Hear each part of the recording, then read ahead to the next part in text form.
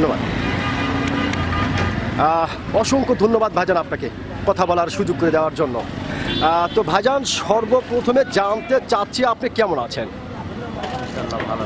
যাক, আল্লাহ পাক আপনাকে ভালো রেখেছে। তো ভাইজান আপনার নামটা জানতে পারি? নাম মোহাম্মদ সুহেল রানা। মোহাম্মদ সুহেল রানা, সুন্দর একটি নাম আপনার, চমৎকার একটি নাম আপনার ভাইজান। তবে একটি কথা বলতে আমি বাধ্য হচ্ছি, সেটা হচ্ছে আপনার নাম শুনে এবং আপনাকে সামনাসামনি দেখে যেটা বোঝা যাচ্ছে আপনি প্রচণ্ড একটি সাহসী মানুষ। এটা কিন্তু ভাইজান আসলে আপনাকে দেখে বোঝা যাচ্ছে যে আপনি প্রচণ্ড একটি সাহসী মানুষ। তো ভাইজান আপনি কি ভোটার হয়েছেন? জি, ভোটার হয়েছেন। ভাইজান আপনি কোন দেশের ভোটার হয়েছেন? খেদলাল থানা। আপনার ডিস্ট্রিক্টটা কোথায় জানেন? আপনার জেলা কোথায়?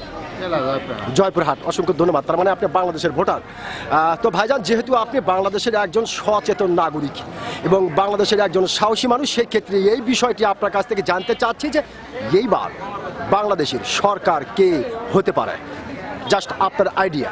জি, আমরা তো আরো কত বড় মাপের লোক লয়, জি। কিন্তু আমি ভোট দেবো ইনশাল্লাহ দাঁড়িপাল্লা। জি জি, দাঁড়িপাল্লা। দাঁড়িপাল্লায় ভোট দিবেন। তার মানে আপনি যেটা বোঝাতে চাচ্ছেন যে আমি অত বড় মাপের মানুষ না, কিন্তু হবে। হ্যাঁ, জি জি জি, এটা সঠিক তো বলা পাবো না, কিন্তু আমি ভোট দেবো দাঁড়িপাল্লা। আপনি ভোট দাঁড়িপাল্লায় দিবেন। তো ভাইজান, যেহেতু খুব সুন্দর করে আপনি বললেন যে ভোট সরকার কী হবে তা জানি না, তবে ভোটটা আমি দাঁড়িপাল্লাতে দিব।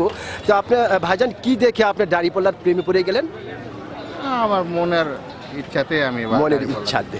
অসংখ্য ধন্যবাদ ভাইজান আপনাকে। আপনি যে সত্যিকারের একজন সাহসী মানুষ, আপনি কিন্তু আপনার সাহসিকতার পরিচয় দিয়েছেন ভাইজান। এই জন্যই কিন্তু আমি আপনার নাম শোনার পরে বলেছিলাম যে আপনি সত্যিকারের একজন সাহসী মানুষ। অসংখ্য ধন্যবাদ আপনাকে।